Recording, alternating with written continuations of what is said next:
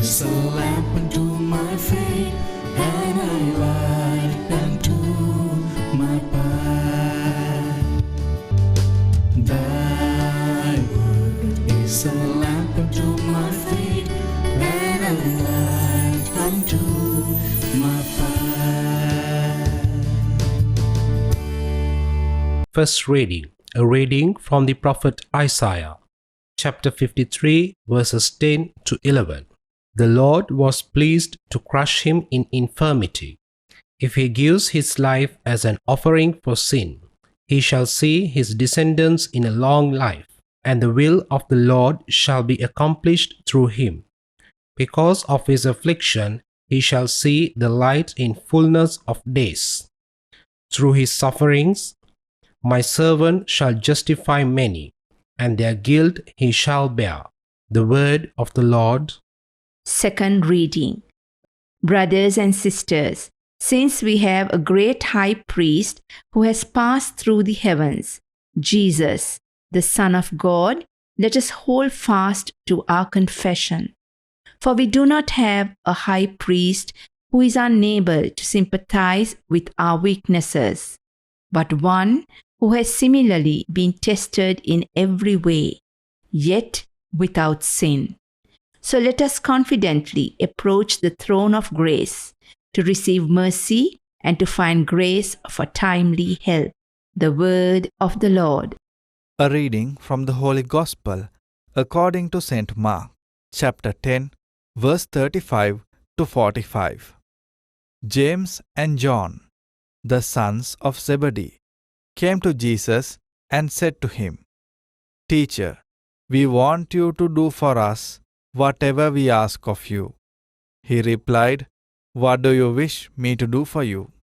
They answered him, "Grant that in your glory we may sit one at your right and the other at your left."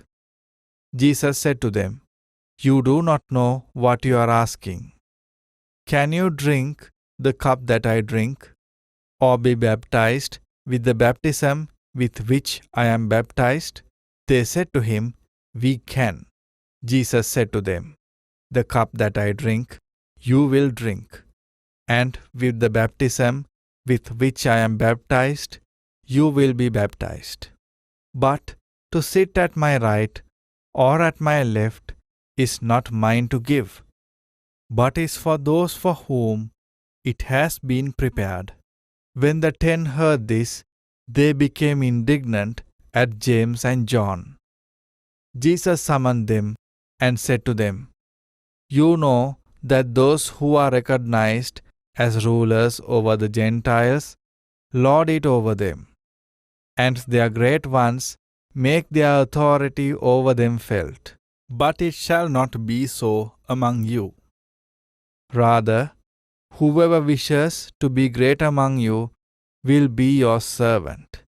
Whoever wishes to be first among you will be the slave of all.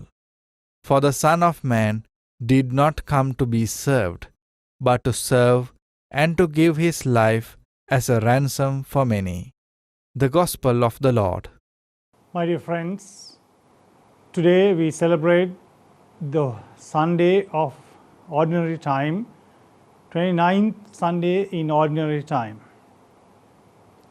As for our reflection today, we are presented with an encounter of two brothers with Jesus. The two brothers were asking for power, positions, and prestige from Jesus.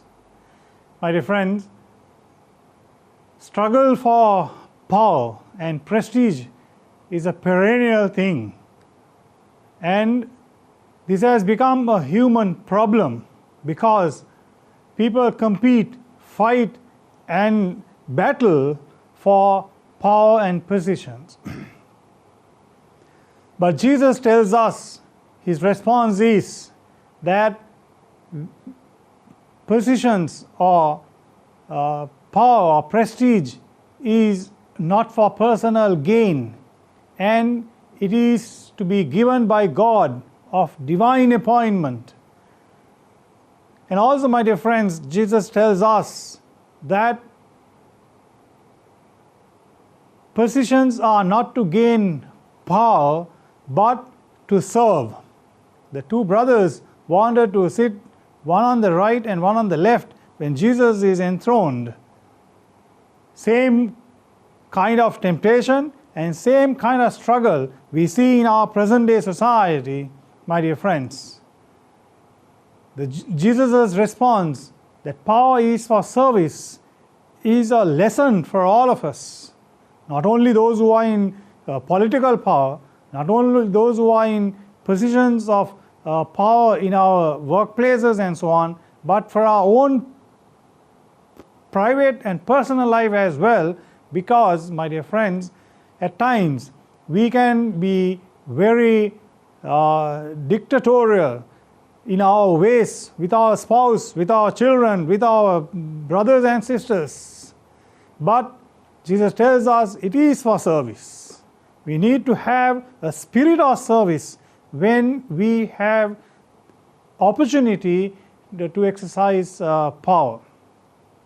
Jesus also tells us that positions are not to have authority but to lead, to show the path, to go along with other people, not to stay in one place and command, rather to journey with others, to lead others and go the journey with others in our workplaces, at our homes, in our schools. My dear friends, that is the kind of servant leadership Jesus expects from us. And also, my dear friends, Jesus tells us that authority is not for personal gain. Positions are not for personal gain, but we should be even ready to sacrifice, to give up things, and be at the disposal of service for others in our lives.